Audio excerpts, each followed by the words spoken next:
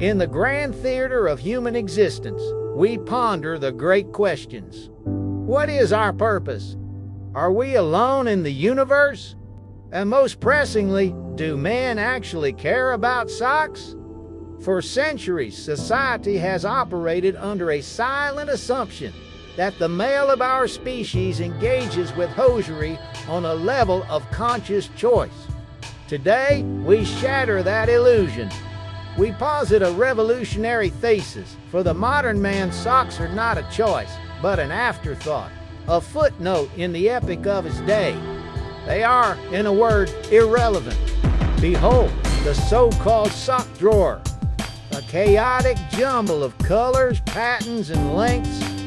Marketers would have you believe this is a palette of self-expression, a rainbow of sartorial potential. The truth is more mundane. To a man, this is not a selection, but a pile. The selection process is brutally efficient. Is it a sock? Is it clean, or at least clean enough? The mission is complete. The idea that a man stands before this abyss, weighing the merits of Argyle versus Stripe, contemplating how a specific shade of navy blue will complement his emotional state as a fantasy. This brings us to the great myth of our time, the matching pair. The pressure to present two identically clad feet to the world is a social construct of the highest order. We have observed men in their natural habitat. We have seen the flash of an ankle revealing one black sock and one with cartoon tacos on it. Is this a cry for help? A sign of a breakdown? No, it is the mark of a man with priorities. A man whose cognitive resources are dedicated to things like quarterly reports, engine maintenance, or the optimal strategy for grilling a steak. The universe does not demand symmetry. Why should his ankles? But what of comfort? The supposed sanctuary of a well-fitted sock. A man's foot, we are told, is a delicate flower that must be swaddled in cotton and cashmere.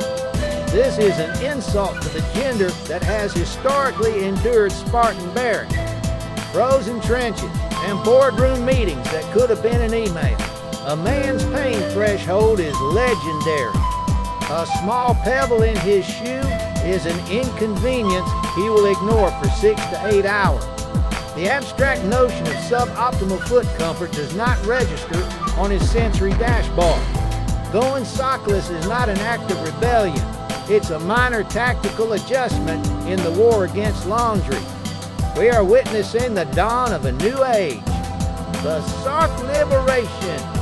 All over the world, men are freeing their ankles. They are striding into offices, parks, and casual dining establishments with a bold, sock-free confidence. They are rejecting the tyranny of the paired, the matched, the pristine.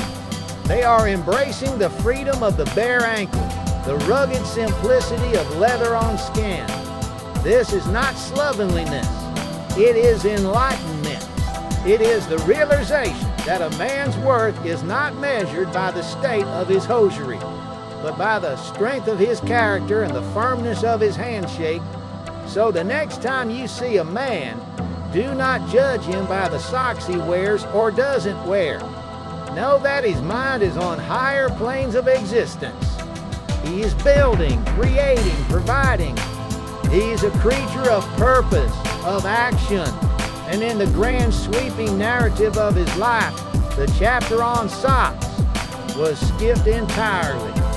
For in the end, a man is defined not by what covers his feet, but by the path he walks.